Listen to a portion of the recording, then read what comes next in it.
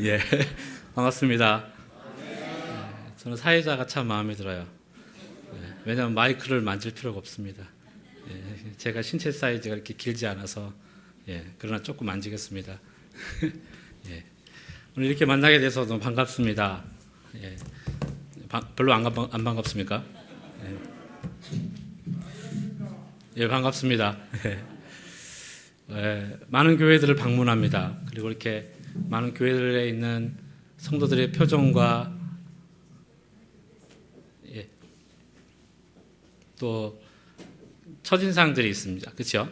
올해가 제가 올해도 지금 몇 교회를 방문하면서 1월 달부터 왔습니다. 근데 그 교회를 방문할 때 첫인상들, 오늘은 예일교회 와서 첫인상은 미안하다는 생각이 들었습니다. 왜냐하면 좀 늦었거든요. 그리고 두 번째 인상은 그냥 다들 그냥 우리 이모들 같은 분들이 올라가고 계시는구나 이런 생각이 들었어요. 이 말은 곧 가족 같은 교회이구나라는 생각이 들었다는 것입니다. 교회는 가족 공동체인 것 같습니다. 그런 가족 공동체가 하나로 묶어질 때 우리에게 참 소중한 공동체가 되지 않을까라는 생각을 합니다. 저는 개인적으로 지금 남포동에 정확히 얘기하면 대청동에 일본 선교 지원센터를 담당하고 센터를 교회처럼 또 선교를 하기 위한 장소로서 사용하고 있습니다. 저희 센터는 아주 미비합니다. 함께 예배하는 공동체도 별로 없고요. 그러나 저희가 하나님의 말씀으로 쓰면서 선교가 무엇인지에 대한 이야기를 하는 그런 공동체를 좀 세우고 싶었습니다. 저희 예배할 때 저희의 첫 문구가 제가 이렇게 얘기합니다. 교회란 무엇입니까? 라고 제가 이렇게 시작하거든요. 하나님을 이웃을 사랑하는 것입니다. 이렇게 시작합니다. 교회는 그런 곳인 것 같습니다. 그런 마음으로 오늘 여러분과 만나서 좋은 이야기 또한 하나님 주시는 우리에게 주시는 메시지가 무엇인지를 함께 나눴으면 좋겠습니다. 죄송한데 다시 한 번만 기도하면서 하나님 앞에 나가겠습니다. 하나님 감사합니다. 은혜와 진리와 또한 소망과 사랑을 우리에게 주시옵소서. 오늘 주님 부족한 사람이 하나님 앞에 섰습니다. 부족함이 하나님 앞에서 너무 많지만 또 사람 앞에 너무 많지만 오늘만큼은 이 부족한 종을 주님 세워주셔서 주님의 말씀을 잘 감당하여 전할 수 있도록 도와주시옵소서. 주님 의지할 곳이 주님밖에 없어서 참 좋습니다. 그러나 주님 또한 주님이 있어서 제가 이렇게 부족한 사람이 귀한 자리에 설 수 있는 것이 복인 것 같습니다. 주여 이 복되고 좋은 시간 또 이것을 시간과 예배를 사모해 모인 모든 분들에게 잘 전달할 수 있도록 힘과 지혜와 능력을 허락하여 주시옵소서. 주님 우리 교회 예일교회가 주님 1번 비전 트립을 준비합니다. 준비하는 과정과 그 결과물 속에 어려움이 있지만 주님 반드시 주님께서 우리 교회에 주고자 하시는 그 귀한 그 시간과 그 귀한 은혜와 그 귀한 또 은혜의 이후의 시간들을 허락하셔서 참여하는 학생들, 선생님들 이 모두가 돌아올 때까지 또한 돌아와서도 더 깊은 교제와 나눔을 통해서 교회를 세워가는 사람들로 변화될 수 있도록 인도하여 주시옵소서. 주께 의지합니다. 주님 시종을 주께 맡깁니다. 시작된 예배 가운데 함께하여 주시옵소서. 예수님 이름으로 기도합니다.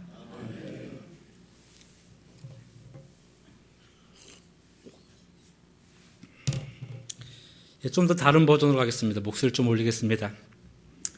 저는 일본 브릿지 선교 지원센터를 대표하고 있습니다. 일본 선교 브릿지 센터 지원센터는 5가지 일을 하고 있습니다.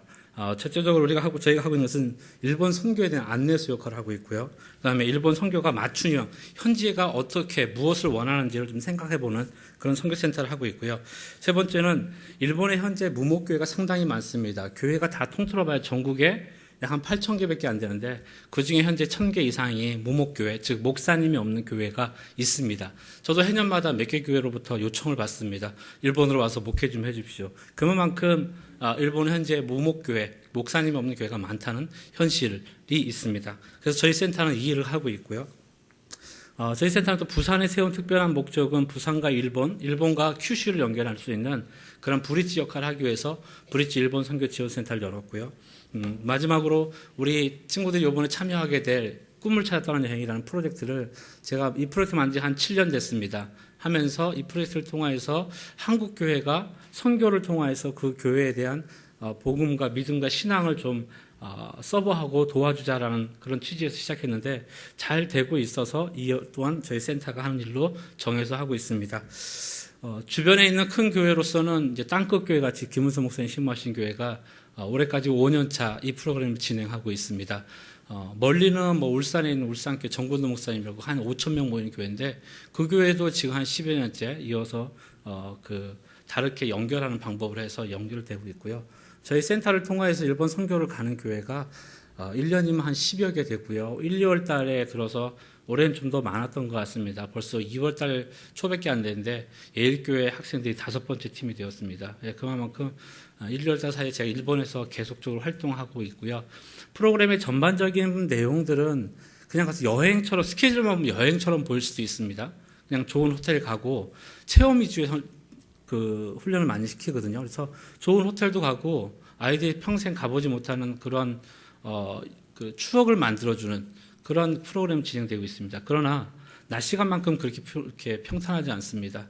아이들이 보내는 낮 시간 동안은 열심히 뛰어다니고요, 열심히 찾아다니고 또 열심히 부딪혀야지 문제를 해결할 수 있는, 그래서 자기 신앙을 좀 돌아볼 수 있는 그런 시간들을 만들고 있습니다.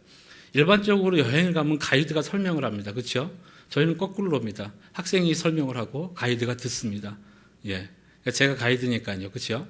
학생들이 찾아오고 제가 설명을 듣습니다.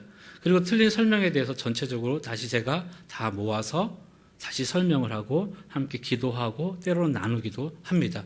그렇게 해서 학생들이 또 청년들이, 대부분 청년들이 많이 참여하는데요.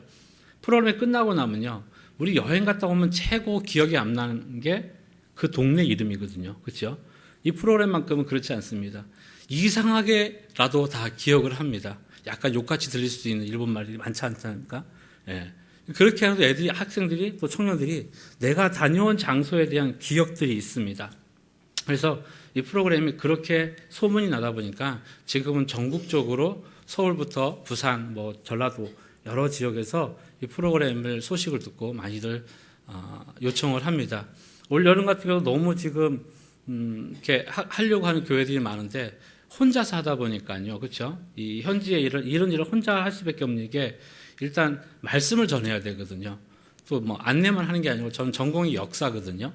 역사 얘기도 해야 되고 한일 간의 관계적인 것들도 풀어가야 되거든요. 그런 부분을 함께 얘기하기 때문에 어려움이 많습니다. 사람을 구하는 데 있어서. 그러다 보니까 제가 꾸준히 하다 보니까 저 혼자서 이 일을 진행하다 보니까 다 소화할 수가 없어요. 그러니까 일반적으로 한 국내 사역 같은 경우는 일주일에 몇 개도 할 수 있겠지만 해외 사역이다 보니까 보통 일주일 단위, 2주 단위로 끊거든요. 제가 너무 체력이 힘드니까. 그래서 그렇게 해서 프로그램이 진행됩니다. 예일교회도 상당히 오래전부터 일찍 준비한 교회 케이스입니다. 그죠? 저하고 벌써 9월달 정도에 첫 미팅을 했으니까 상당히 준비를 처음부터 잘 해나갔던 그런 교회라고 생각을 합니다. 제가 좋은 모델에서 땅끝교회를 줬고요. 땅끝교회에서 좀 자료를 받아서 하십시오라고 이렇게 얘기를 했습니다. 그런 식으로 이 프로그램을 진행하고 있습니다. 제가 오래전에 책을 한 권 읽는 가운데, 여러분 유명한 책이죠. 이재수 목사님의 청년이 울더라도 뿌려야 된다는 책을 읽는 가운데 오늘 본문 말씀, 잠언서 29장 18절의 말씀을 거기서 깨달았습니다. 묵시가 없으면 백성이 방자해지거니와 율법을 지키는 자는 복을 받는다. 과연 이것이 무엇일까라고 하는 고민에 좀 빠졌지요. 그런데 청년이 울더라도 뿌려야 된다는 이 책에서 말하는 것은 이 시대가 힘들고 어렵지만 너희들이 무릎 꿇고 기도하는 청년이 되어라는 그런 메시지거든요. 그런 가운데서 제가 이 프로그램을 진행할 때 어떠한 연결점을 만들어줄 수 있을까라는 생각을 참 많이 했습니다. 그래서 저희 프로그램의 이름이 꿈을 찾아 떠나는 여행입니다. 왜 꿈을 찾아 떠나는 여행이 되느냐면요, 일반적으로 비전 트립 하니까 그냥 비전 트립, 해외 나가서 뭔가를 하는 것처럼 느껴지지 않습니까? 근데 실제적으로 비전 트립을 한국말로 하면 그냥 꿈 여행인 거예요. 꿈 여행입니다. 왜 이렇게 어렵게 했지? 첫 번째 제 생각이었고요. 그 다음에 해외 나가서 비전 트립 하면 뭔가 선교를 해야 될 거라 생각을 하고 있는데, 저희는 실제적으로 가서 현지에서 뭘 할 수 있는, 단기간 3, 4일 동안 선교라는 것을 할 수 있는 여력이 사실은 좀 없습니다. 저도 현지에서 살았었고 현지에서 선교 활동을 했었고 현지에서도 일본 선교 그 커뮤니케이션 담당하면서 제가 후쿠오카, 오사카, 교토, 치바까지 여러 부를 다니면서 저는 또 케이스가 좀 독특해서 일본 현지 지도자들을 많이 섬기고 그분들의 비서 역할을 많이 했는데, 그런 일을 하다 보니까 실질적으로 우리가 필요한 것은 우리의 마음대로 준비하는 게 아니라 현지가 원하는 대로 준비해 나가는 과정인 거죠.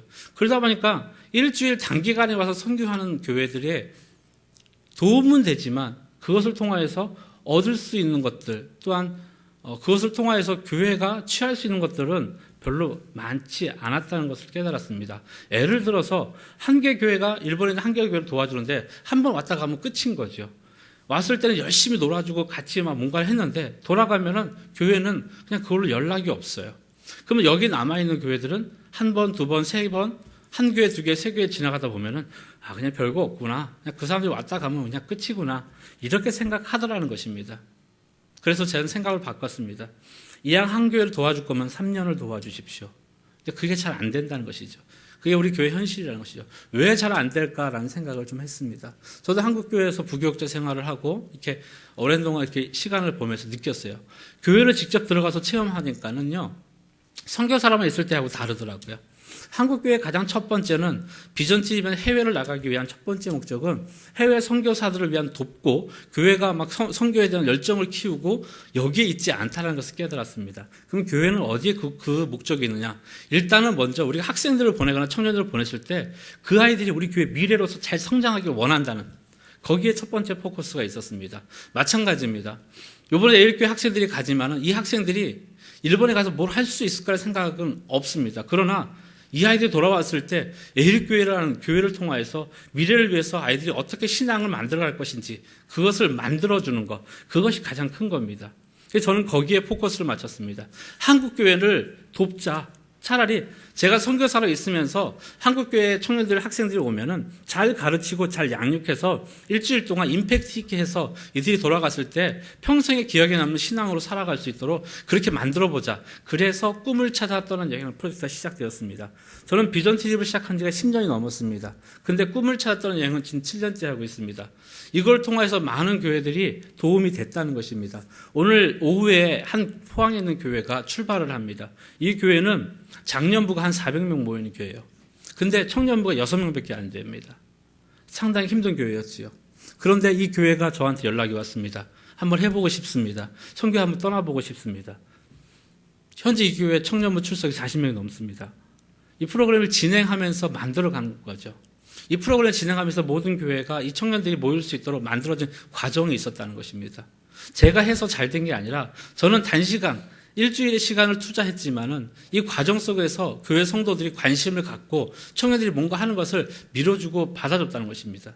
그렇게 해서 했더니 지금 청년들이 열심히 했다는 것이죠. 프로그램 첫 번째 진행할 때 25명이 일본으로 왔습니다. 그 중에 25명 중에서 20명이 청년이었고 5명이 교사 겸 집사 겸 또 집사님 겸 또 인솔자 사역자였습니다. 20명의 청년이 도전을 받았어요. 그리고 돌아와서 했던 일이 뭐냐면은 새 가족을 전도했던 게 아닙니다. 20명이 어떻게 다시 교회로 나오게 됐나? 6명에서 비전집 떠날 때 20명. 이들이 어떻게 교회를 나오게 됐냐? 이들은 교회의 자녀들인 거예요, 그냥. 장년부가 400명이 넘는 교회니까 교회 자녀가 얼마나 많겠습니까? 그러니까 돌아온 청년들이 우리의 오랫동안 결속한 친구들을 만나자였어요. 그렇게 해서 그렇게 만나면서 교회가 성장을 했다는 것입니다. 그리고 제가 재작년 12월 송구예수예배 전날 그 교회가 저를 초청해서 청년들 만나러 갔는데 근데 야외에 나가는데도요 30명이 넘게 모여서 왔어요. 그렇게 청년들이 스스로가 이제 하나하나를 만들어 갔다는 것이죠. 우리의 꿈을 찾아 떠나가는 여행의 목적이 거기에 있습니다. 많은 것을 하고서 현지에 가서 막 전도하고 이런 게 아니라 정말 우리 스스로의 신앙을 돌아보고 우리 스스로가 앞으로 교회를 위해서 무엇을 할 것인지 생각하고 고민할 수 있는 그런 시간을 만들어줬더니 그렇게 하고 돌아왔다는 것입니다. 이재철 목사님의 책, 청년이 울들어도 뿌려야 된다는 이 책 말씀에서 주된 말씀, 묵시가 없음 백성이 방자하거니와 율법을 지키는 자는 복을 받는다. 꿈을 꾸고 하나님을 위해서 나아가는 사람들은 꿈이 없고 하나님 앞에서 자기 멋대로 살아가는 사람들은 방자하게 살 뿐이지만 율법을 지킨 사람들, 즉 성경의 말씀을 지킨 사람들은 복을 받는다는 것입니다. 그러면 이 비전 트립을 통해서 복을 받게 해주는 것은 말씀대로 살아갈 수 있도록 만들어준다는 것입니다. 그랬을 때 우리의 돌아오는 발걸음들은 더 은혜가 있다는 것입니다. 여기엔 저는 오늘 4가지를 제시하고자 합니다. 여기 참여하는 우리 학생들도 있지만 여기는 우리 청년들과 우리 모든 분들과 함께 나누고 싶은 4가지가 있습니다. 그중에 첫 번째는 꿈이라는 것입니다. 일본의 철학자이면서도 과학자인 한 사람이 있었습니다. 쿠라자 하쿠조라는 사람입니다. 하쿠조는 어떻게 이렇게 얘기했습니다. 꿈을 꾸기에 멈추었을 때 청춘은 끝난다. 꿈을 꾸기를 멈추었을 때 청춘이 끝난다라는 말을 했습니다. 윌리엄 클라크라는 사람이 이렇게 얘기했습니다. 이 사람 미국인이지만 일본인 대학을 세운 분입니다. 유명한 북해도 농업대학을 세우신 분. 말만 들어도 바로 압니다.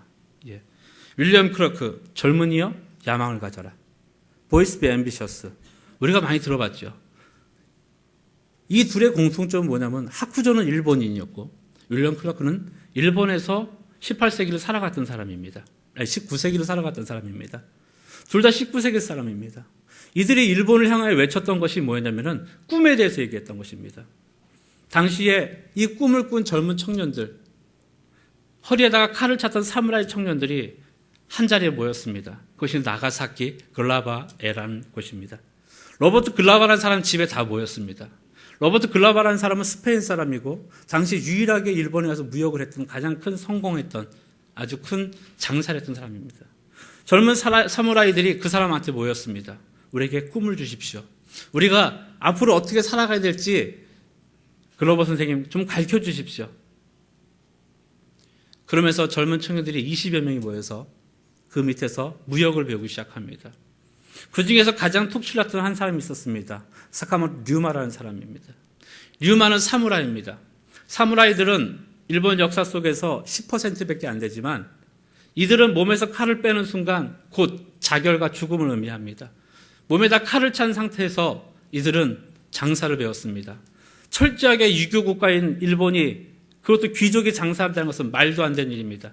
그러나 이 젊은 사무라이들은 미래에 대한 자기들의 꿈과 미래를 위해서 그 자리에 모여서 함께 미래를 공부했다는 것입니다.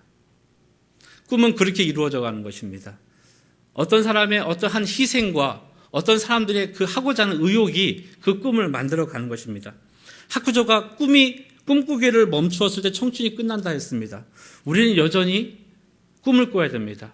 나이가 더 들어가도 요엘의 환상처럼 우리는 젊은이들 또 늙은이들은 꿈을 꾸라는 그 환상처럼 우리 스스로가 꿈을 꿀 수 있는 그런 사람이 되어야 됩니다. 나이는 누가 그러지 않습니까? 숫자에 불과하지 않다.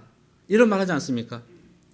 내 나이가 70이 되고 80이 되고 90이 돼도 꿈은 있습니다. 그 꿈이 그냥 작은 소망일지라도 꿈을 갖는 것은 여전히 내가 청춘이라는 것을 알리는 것입니다. 하물며 이 시대를 살아가는 10대, 20대, 30대의 젊은 청년들에게 꿈은 얼마나 중요하겠습니까?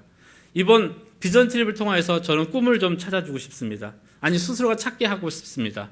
그래서 저희의 소주제가 꿈을 찾아 떠난 여행 가로 열고 소주제가 있습니다. 단 한 사람을 위한 여행입니다.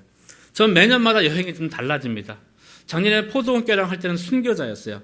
포도원교회는 1만 명이 넘는 교회지만은 일본 선교사가 한 명도 없습니다. 그래서 제가 거기에 가서 그 설명도 하고 카운슬링 했습니다. 그때 그 교회가 갈 때 일본을 떠날 때 주제가 순교자였어요. 순교의 마음이 무엇인가? 교회를 위해서 죽는 것이 무엇인가? 이 땅을 위해서 죽는 것이 무엇인가라는 이야기를 했어요. 그리고 작년 여름에는 하늘 예배라는 주제를 가지고 했어요. 그리고 작년 겨울에는 돌아봄이라는 주제를 갖고 했어요. 이런 식으로 그때그때마다 저는 좀씩 테마를 갖고 합니다. 왜냐하면 그때그때마다 만나는 학생들과 청년들이 다르기 때문입니다. 올해 초반에 저희가 함께 하고 싶었던 것은 뭐냐면 한 사람을 위한 여행. 우리 학생들이 참여하는 사람이 20명, 19명, 20명이 참여하지만 이 중에서 그 19명 중에서 한 사람을 위한 여행이 될 것입니다. 그 중에 한 명이 돌아와서 정말 변화될 수 있다면 그 한 사람을 위한 여행이 될 것입니다. 예일교회가 그 한 사람을 위해서 이번에 1,000만 원의 돈을 쓰는 거고 수천만 원의 돈을 쓰는 겁니다. 하나님께서 보시기에 그렇죠? 잃어버린 한 마리 양을 찾는다 했지 않습니까? 99마리가 중요한 게 아니라 돌아와야 될 한 마리의 양을 더 귀하게 여기시는 예수 그리스도의 마음이 거기에 있다 생각합니다. 그래서 우리는 꿈을 찾았다는 여행을 통해서 이번 첫 번째 꿈에 대한 이 테마를 가지고서 우리 학생들에게 원하는 것은 나는 너를 위한 여행이 아니라 우리 교회 여행이 아니라 에일교회가 아니라 그냥 비전 트립이 아니라 나 때문에 여행을 왔어라는 의식을 가지고 시작하는 것입니다. 그래서 그 한 사람을 위한 그 한 사람이 가져야 될 그런 마음을 가지고서 예배가 시작될 것입니다. 그럼 그 한 사람이 무엇을 가져야 되냐? 꿈을 가져야 된다는 것입니다. 꿈꾸는 청년, 꿈꾸는 학생으로 그렇게 나아가야 된다고 시작을 그렇게 해야 된다는 것입니다. 여기에 몇 명이 참여하는 사람 중에서 다는 안 왔을까 생각합니다. 그러나 다 온 사람들이라면 우리가 여행 가는 목적의 첫 번째는 나 때문에 가는 거야 라는 의식을 갖고 시작하는 겁니다. 나 한 사람을 위한 여행이 시작되었어. 내가 교사일지라도 내가 담당 청년이랄지라도 누가 될지라도 나 때문에 이 여행이 시작되는 거야 라는 그런 마음으로 했으면 좋겠다는 것입니다. 이 여행은 여기서 끝나는 것이 아닙니다. 이들을 통하여서 교회가 함께 여행하는 것입니다. 왜냐하면 돌아와서 프로씩 보고를 할 거 아닙니까? 잘 갔다 왔으면 얘기할 거 아닙니까? 그런데 잘 갔다 왔는데 나는 뭐지라고 생각하는 게 아니라 너희들이 꿈꾸는 동안 우리도 일주일 동안 같은 꿈을 꿨어라는 우리도 교회를 위한 꿈을 꿨고 너희들을 위한 꿈을 꿨어 라는 이야기를 할 수 있는 동일된 마음의 꿈을 찾아 떠나는 것이죠. 꿈꾸지 않는 것은 그 자체로 인생이 청년이 멈췄다 했습니다. 하쿠주 이 말이 얼마나 아름답습니까? 보이시 비 앰비셔스, 윌리엄 클라크, 소년들이여, 젊은이들이여, 야망을 가져라. 18세기, 19세기에 있었던 일본 땅에 우리가 그들을 이길 수 없는 이유가 여기에 있는 것입니다. 일본을 이길 수 없는 이유가 우리보다 100년 전에, 우리보다 훨씬 전에 그들은 꿈에 대해서 얘기했다는 것입니다. 그 시대를 살아가는 오쿠부 토시미치, H, 이 유명한 사람들입니다. 그들의 가장 친한 친구가 누구냐면 이토 히로부미입니다. 안중근 선생님에게 총애받은 그 이토 히로부미가 꿈을 가졌다는 것입니다. 국수주의를 만들고 제국주의를 만들고 세계를 제패하겠다고. 그들은 우리보다 훨씬 더 전에 그 꿈을 가지고 그 꿈 속에서 세계를 제패했다는 것입니다. 그러면 이 시대를 살아가는 우리 청년들과 학생들에게 우리는 어떻게 살아가야 되도록 인도해야 될까? 꿈을 줘야 된다는 것입니다. 중학교 시절에 제 꿈은 대통령이 되는 게 꿈이었습니다. 대통령이 되는 게 왜 꿈이었냐? 그냥 넌 대통령감이다 라고 했기 때문에 그냥 그게 꿈이었던 겁니다. 그러나 저는 대통령이 될 수 없었어요. 대통령이 되지 않습니다. 왜요? 그 꿈을 놓고 저는 기도하지도 않았고 노력하지 않았기 때문입니다. 꿈은요, 자기가 그 놓고서 노력해야 된다는 것입니다. 제가 만약에 그때 당시에 그 대통령의 꿈을 꾸고 살아갔다면 저는 신문방송학과나 왜 정치외교학과나 아니면 이런 데를 가갖고 지금도 열심히 뭔가를 하고 있어야 됩니다. 사회운동을 하거나 아니면 누구처럼 촛불 두고 저 세상 나가서 있거나 그렇게 해야 될 사람이겠죠. 그러나 저는 거기에 다 노력하지 않았다는 것입니다. 왜요?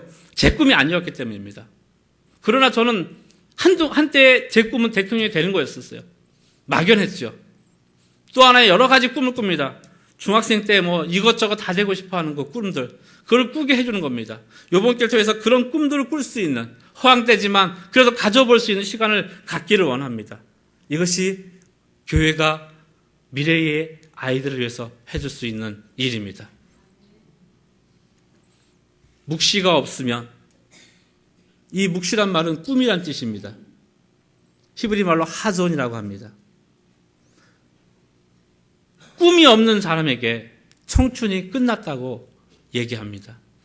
우리보다 150년 전, 170년 전에 살았던 사람이 이미 꿈을 가지라고 얘기했습니다. 교회는 사람의 숫자가 아니라 사이즈가 아니라는 것입니다. 교회는 얼마나 미래에 대한 큰 꿈을 갖고 살아가는 사람들의 모임을 갖고 있냐가 더 중요합니다. 2주 전에 한 교회 가서 청년들 특강을 했습니다. 작년부 200명 모이는데 청년이 30명이 넘어요. 아주 건강한 교회인 거죠. 요즘에 작년 200명 모이는 교회에서 청년이 10명만 돼도 많다고 합니다. 그런데 300명이 넘는 청년들이 있는 그 교회는 얼마나 건강한 교회입니까? 그런데 그 건강한 교회에 꿈과 미래에 대한 소망이 있다면 그 교회는 더 큰 미래를 향해 다가가는 교회가 될 것입니다. 꿈을 가진 사람들에게는 소명이 있어야 됩니다. 그래서 두 번째 소명을 얘기하겠습니다. 소명은 하나님으로부터의 부르심, 컬링이라고도 합니다. 부름을 받았다는 것입니다. 꿈을 가진 사람들은 소명의 의식이 있어야 됩니다. 이 소명의 의식을 어떻게 가져야 되는 것인가? 거기에서 함께 나누고 싶습니다. 등대지기가 있습니다. 등대를 잘 지켜야 되죠. 등대지기가 하루는 너무 피곤해요. 몸살이 났어요. 오늘 좀 쉬어야겠다. 난 너무 힘든 것 같아. 바다는 어떻게 될까요? 등대지기가 소명을 잃어버리는 순간 바다는 복잡해질 겁니다. 큰 배들이 자초되거나 부딪히거나, 사람은 저마다의 자기가 부름 받은 위치가 있습니다. 그 위치가 좋든 작든 간에 그 그릇이 있고 그 넓이가 있습니다. 10년 전에 제 제자였던 한 친구가 연락이 왔습니다. 당시 제가 일본 현지에 선교사로 있을 때 이렇게 연락이 왔어요. 선교사님, 저는 여기 간사로 있지만 너무 힘들어요. 저는 그릇이 안 되는 것 같아요. 요즘에 너무 힘들어서 간사직을 포기하고 싶습니다. 라고 왔어요. 그 친구를 위해서 기도하는 가운데 이런 생각이 들었습니다. 하나의 그릇이 있습니다. 요만한 그릇이, 주먹만한 그릇이 커지기 위해서는 쇠 그릇이면 두들겨야 됩니다. 그렇죠? 사기 그릇이면 깨야 됩니다.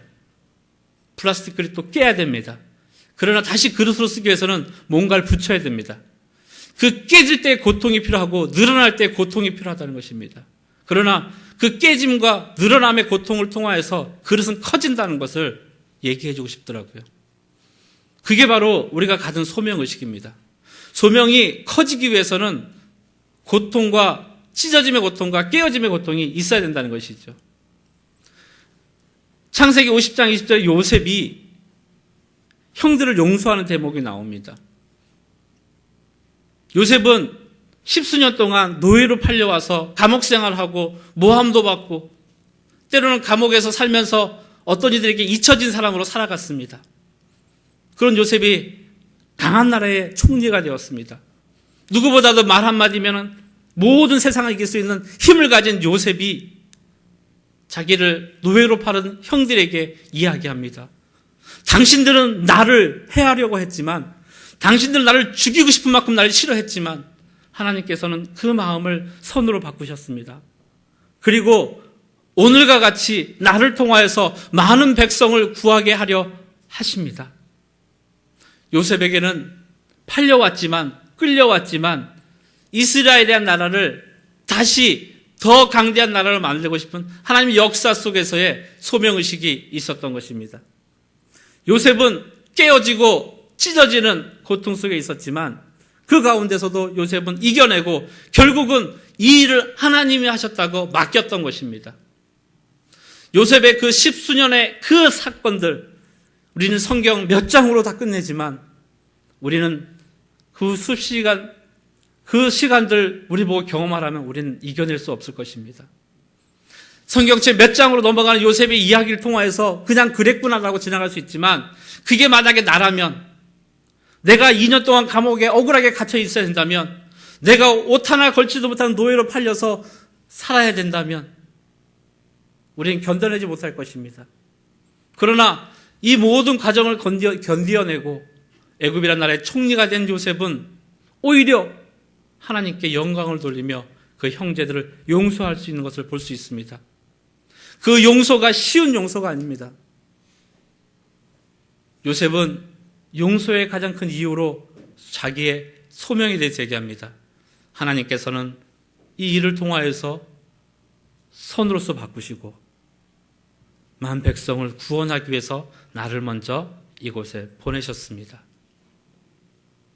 하나님께서는 우리 주변에 믿지 않은 많은 사람들이 살아가지만 이 가운데 우리를 이 시간에 매 주일마다 교회로 불러 모으게 하시는 것은 나 하나를 통하여서 만 백성의 구원의 길을 이루게 하려고 하시는 하나님의 소명이 있다는 것입니다.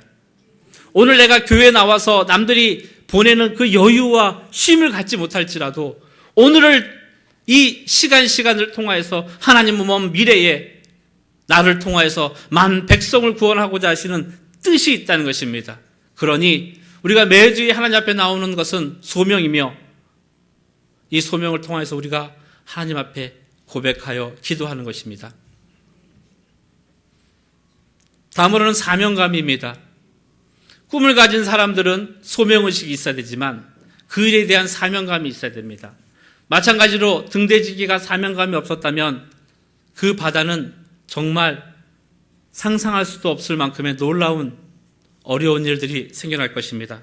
그러나 모세는 다시 하겠습니다. 그러나 등대지기는 열심히 자기의 사명을 잘 감당함을 통하여서 부르심에 대해서 또 자기의 사명에 대해서 잘 감당함을 통하여서 그 바다가 평안한 길을 갈 수 있는 것입니다.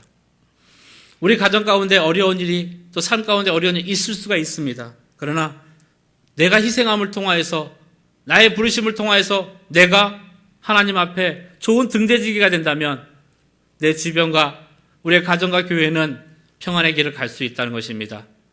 서로 간에 부딪히지 않을 것이며 서로 간에 다투지 않을 것이며 서로 간에 좌초되지 않을 것이며 스스로 포기하는 일이 없을 것입니다.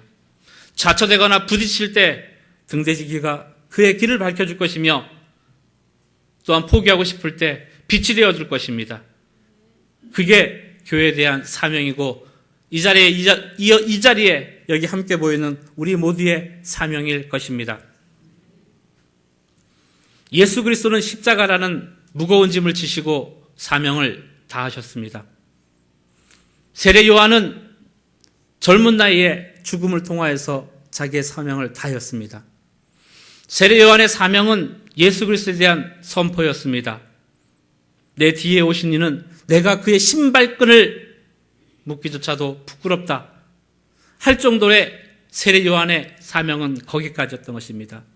세례 요한은 자기의 사명을 다 마친 후에 죽음의 길에 순교의 길에 들어섭니다. 우리의 삶은 어디까지라는 종착점이 반드시 있습니다. 그러나 우리는 그 종착점을 모르기 때문에 날마다 하나님을 바라보는 시선이 작아진다는 것입니다. 최근에 제가 운젠이라는 지옥을 방문할 때마다 청년들과 학생들과 함께 나누는 것이 있습니다. 천국에 대한 그림을 그립니다. 그러나 이 시대에 살아가는 사람들은 천국에 대한 그림이 실제로 많이 없습니다. 왜냐하면 우리는 죽음을 경험해보지 못했기 때문입니다. 죽음을 모르고서 천국은 알 수 없을 것입니다. 그러나 죽음 이후에 있는 그 다음의 세계를 천국이라고 우리가 믿는다면 우리의 신앙은 예전과 같지 않을 것입니다. 천국은 여기 있는 것도 아니고 저기에 있는 것도 아니고 너희들 가운데 있다는 그리스도의 말씀을 기억해야 될 것입니다. 교회가 천국이 있어야 됩니다. 하나님의 사명으로 모인 사람들은 천국을 만들어야 될 것입니다. 천국은 여기 있는 것도 아니고 저기 있는 것도 아니며 누구의 것에 있는 것이 아니라 우리 가운데 있습니다. 우리는 천국을 만들어 가야 될 사명을 가지고 있습니다. 이번 여행을 통해서 우리 학생들은 그 사명감도 함께 배워서 올 것입니다. 우리나라의 가장 큰 단점 중에 하나는 무덤이 멀리 있다는 것입니다. 세계에서 가장 무덤이 멀리 있는 나라가 우리나라입니다. 가까운 나라 일본이나 중국 같은 경우는 사람이 죽고 나면 그 무덤을 자기 집 옆에 씁니다. 그들 또한 유교 국가이기 때문에 죽음이 곧 복을 갖다 준다 생각하고 있기 때문입니다. 중세 유럽의 교회들 가면 대부분 모든 교회들은 죽음 위에 세워졌습니다. 저는 개인적으로 기독교 역사를 전공한 사람입니다. 기독교 역사에서 성지에 대해서 얘기합니다. 성지라는 것은 예수 그리스도에 대한 고백을 가지고 피를 흘린 사람들에 대한 그 자리가 성지가 된다는 정의가 있습니다. 성지는 그렇게 이루어지는 것입니다. 예수 그리스도, 그에 대한 고백을 가지고 세워진 땅, 이것이 거룩한 땅이 되고 성지가 된다는 것입니다. 그곳은 어떤 것이냐면 죽음이 있는 땅이라는 것입니다. 죽음이 없고서는 천국도 없고 아무것도 없습니다. 그러니 죽음이 늘 우리 곁에 있다는 것을 우리는 깨달아 알아야 될 것입니다. 우리 속담에도 우리가 올 때는 순번이 있지만 갈 때는 순서가 없다는 말을 자주 합니다. 오늘 우리가 이 길을 예배를 잘 드리고 이 길을 나가다가 무슨 일이 생길지도 모르는 그런 삶 속에 우리는 살아갑니다. 오래전 학가다 그리스도교회 카하치란 선생님이 설교 중에 이런 얘기를 하셨습니다. 우리는 1초 이후의 일을 모르기 때문에 날마다 기도하는 것이다. 1초 이후의 시간을 모르기 때문에 기도한다는 말이 제 마음속 깊이 새겨져 10년이 지났지만 저는 여전히 기억합니다. 한 예로 이렇게 얘기할 수 있죠. 설거지를 하고 있었어요. 열심히 그릇 닦아서 올리고 있는데 싱크대가 열린 걸 생각도 못했습니다. 그 모서리에 정수리가 찍혔을 때 얼마나 아픕니까? 경험이 없으십니까?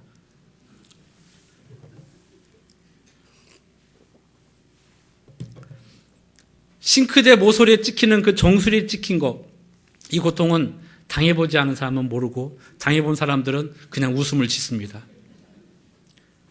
그 순간 누가 와서 나를 위로해도 위로가 되지 않습니다. 왜냐하면 나만 아픈 거니까요. 그잖아요. 눈을 뜨고 싶어도 눈이 안 떠집니다. 그냥 아픈 부분만 실컷 비비고 나면 시간이 지나서 자연스럽게 그 아픔은 사라집니다. 그렇죠? 그게 우리의 삶인 겁니다. 누가 와서 아무리 어떤 위로를 해준다 하더라도 우리가 아파야 될 것은, 내가 감당해야 될 것은 내가 감당해야 됩니다. 그게 우리의 사명인 겁니다. 교회를 다니는 것이 힘들 수는 있습니다. 그러나 그것을 우리 삶 속의 사명이라 생각하고 하나님의 부르심이 여기 있었고 난 그 소명 속에 이젠 내가 교회를 세워가는 사명자로서 살아가야겠다라는 그 사명을 갖고 산다면 비록 지금은 정수리에 찍혀서 내 골이 깨지도록 아프지만 비벼가면서 신앙생활을 할 수 있는 것입니다. 때문에 우리는 늘 죽음이 내 앞에 있다는 마음을 갖고 살아야 됩니다. 몇 년 전에 저희 어머니 칠순 때 제가 집안의 막내인데 제가 앞에서 잠깐 메시지를 하게 되었습니다. 그때 제가 이제 첫 마디 이렇게 얘기했습니다. 세상에는 생일잔치 때 이렇게 얘기했습니다. 세상에는 호상이 없습니다. 이렇게 얘기했어요. 생일잔치인데 죽음에 대해서 얘기했습니다. 그리고 이렇게 얘기했습니다. 나이가 80, 90, 100살이 되어 돌아가셔도 부모의 아픔은 괴로운 거고 힘든 것입니다.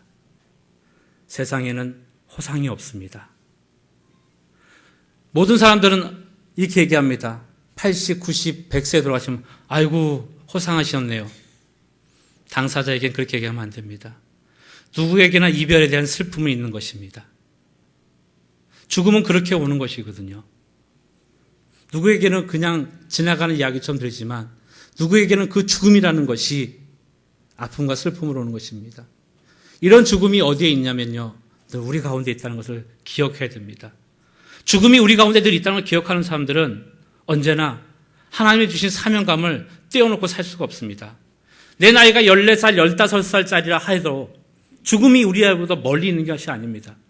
이 길을 나가서 길가를 건너가다도 죽음이 우리 앞에 올 수도 있습니다. 그 죽는 순간에 하나님께서 너는 세상에서 무엇을 하다 왔느냐라고 물어보시면 그 순간 우리는 바로 지옥행인 것입니다. 요한복음 5장 24절에 우리가 하나님 예수 그리스도를 믿는 이유는 심판대를 피해가기 위해서라고 써 있습니다. 누구든지 심판대에 서는 순간 예수 그리스도가 없는 그 자리에 서는 순간 우리는 지옥행인 것입니다. 그래서 요한복음 3장 18절에 얘기합니다.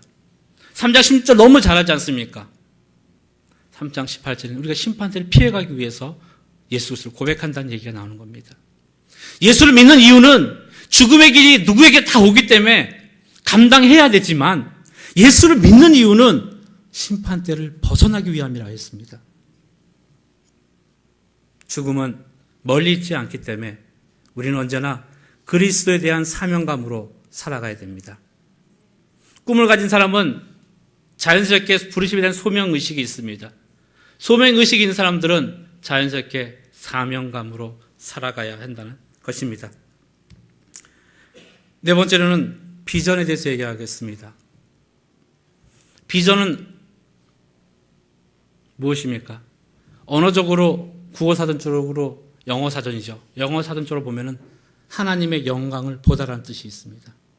비전은 하나님의 영광을 보는 것입니다. 우리가 꿈을 꾸는 사람들에게 있어서 가장 큰 실수가 뭐냐면은 야 비전을 가져 얘기하지만 비전과 꿈을 구별이 못하고 있습니다. 꿈은 내가 꿔서 가질 수 있는 것이지만 비전은 반드시 그 안에 하나님의 영광이 있어야 된다는 것입니다. 묵시가 없으면 백성이 방자해지거냐. 이 묵시는 히브리 말로 하존이라고 전반부에게 말씀드렸습니다. 하존이 변화되어서 영어로 비전이 되는 것입니다. 그렇기 때문에 영어의 비전이라는 이 영어의 원어는 하존이라는 히브리 말을 갖고 있습니다.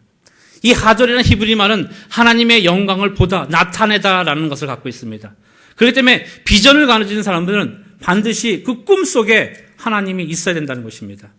하나님이 없는 비전은 그냥 꿈이라는 것입니다.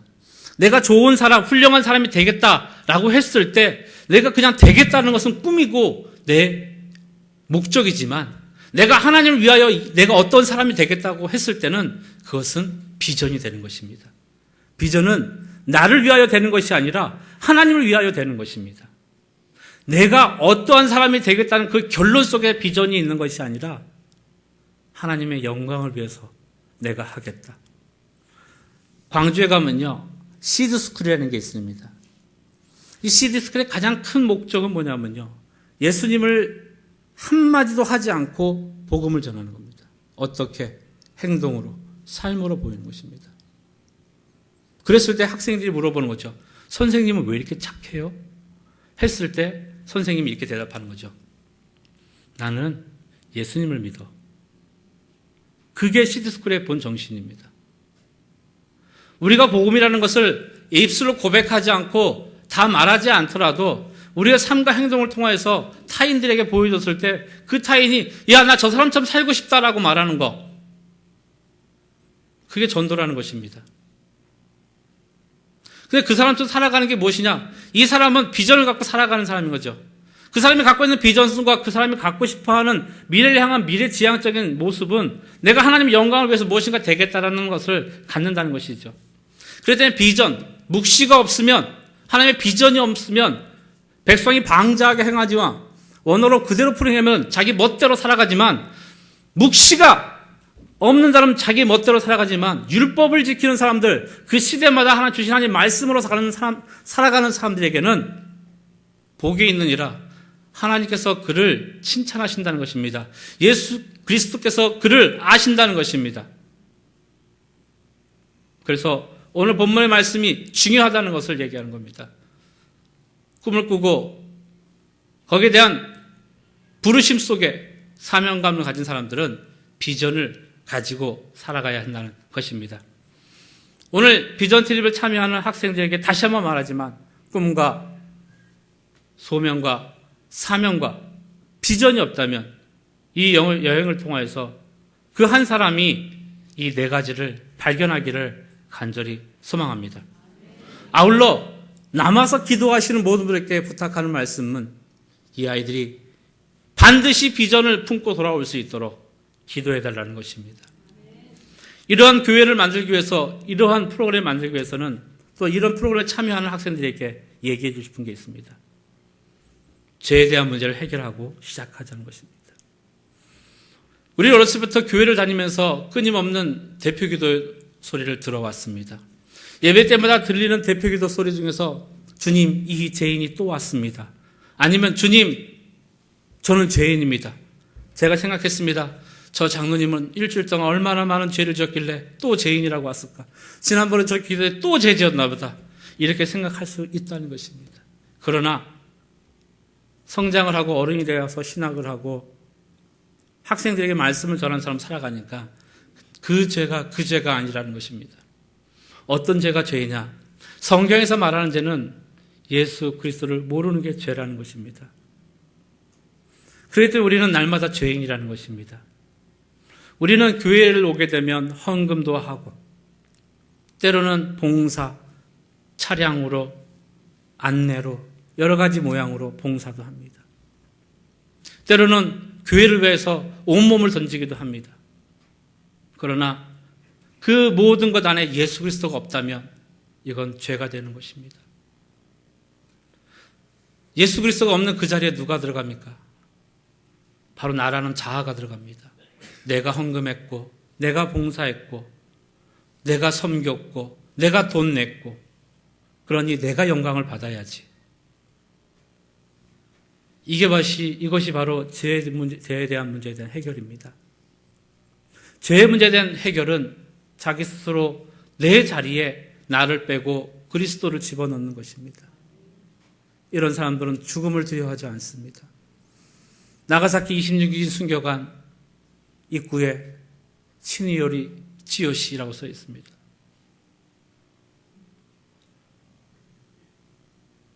잘못 얘기했네요. 아이와 시니요리 지요시 이렇게 되어 있죠. 사랑은 죽음보다 강하다. 그 죽음보다 강한 사랑을 베푼 대표적인 인류의 한 분, 예수 그리스도. 그분이 내 자리에 계신다면 내가 헌금이 아니라 그리스도가 헌금하셨고 그리스도가 봉사하셨고 그리스도가 이 교회를 섬겼다가 될 수가 있던 것입니다. 제 후배 중에서 후배 선교사에서 지금 오사카 세난교회를 섬기는 친구 중에 그 친구가 10년 전에 기도를 하는데 이렇게 기도하더라고요. 헌금 기도를 했어요. 하나님, 우리가 하나님께 받은 많은 것 중에 작은 하나를 드립니다. 이렇게 시작하더라고요.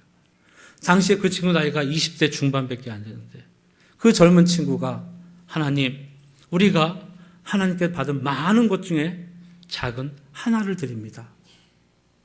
이게 바로 나의 자리에 그리스도를 심어놓는 고백이 아니겠습니까? 죄에 대한 문제는 나라는 자아 안에 나를 내려놓고 그리스도를 듣는 것이 죄에 대한 문제를 해결하는 것입니다. 이런 사람들이 꿈을 갖고 소명과 사명과 비전에 대한 꿈을 꾸고서 새로운 여행을 도전하는 것입니다. 우리 친구들에게 또 한 가지 얘기하고 싶은 것은 이런 사람들에게는 반드시 인생의 멘토를 정해라 이렇게 해주고 싶습니다. 인생의 멘토는 중요합니다. 내가 이 일, 저 일 판단하거나 결정하지 못할 때 그 일에 대해서 결정해 줄 수 있는 도움, 길라잡이를 찾는 것입니다. 우리 가운데 인생의 길라잡이가 있습니까? 저는 몇 분의 멘토가 계십니다. 여러분에게도 여러분 인생을 맡겨서 될 만큼의 멘토가 있었으면 좋겠습니다. 에휴, 이제 내 나이 80, 90 다 늙어갖고 무슨 멘토라고 하지만 아직 우리는 어립니다. 아직 우리는 결정할 때 미숙합니다. 그래서 기도하고 기도에 대한 답을 찾기 위해서 하나님 앞에 나옵니다. 그때 여러분의 멘토는 누가 되어줄 것입니까? 가까운 데 목사님이 될 수도 있고 장로님이 될 수도 있고 여러분 가까운 데 있는 권사님이 될 수도 있을 것입니다. 그렇게 해서 우리는 멘토를 통해서 내 신앙의 길잡이를 찾는 작업도 해야 됩니다. 정리하겠습니다. 오늘 여러분에게 저는 4가지 얘기했습니다. 꿈과 소명과 사명과 비전에 대해서 얘기했습니다. 그리고 이 4가지를 하기 위해서는 먼저 죄에 대한 문제를 해결해야 되고 죄에 대한 문제 해결된 사람들은 이 4가지를 해결하기 위해서 반드시 인생의 멘토를 찾아야겠습니다. 그렇게 우리는 신앙생활을 좌로나 우로나 치우치지 않냐고 나아갈 수 있을 것입니다. 기도하겠습니다. 하나님, 부족하지만 이 부족한 입술을 통하여서 하나님을 전하였습니다. 하나님, 나약하지만 나약한 발걸음을 통하여서 주의 말씀을 듣고자 왔습니다. 주님, 우리를 지켜 보호하여 주시옵소서. 꿈을 찾아 떠난 여행을 통하여서 참여하는 모든 분들이, 모든 이들이, 모든 지체와 공동체가 꿈과 소명과 사명과 비전을 발견하고 돌아올 수 있도록 인도하여 주시고 남은 교인들은 이들을 위해서 이들이 비전을 찾을 수 있도록 꿈을 찾을 수 있도록 중보하며 교회를 지켜주기를 간절히 소망합니다. 주님, 에일교회를 축복하여 주옵소서. 꿈꾸는 교회 되게 하여 주옵소서. 그래서 율법대로 살아가는, 하나님 말씀대로 살아가는 그걸 통해서 복을 받는 교회가 되게 하여 주시옵소서. 주께 의지합니다. 주님 사랑합니다. 살아계신 예수님 이름으로 기도합니다.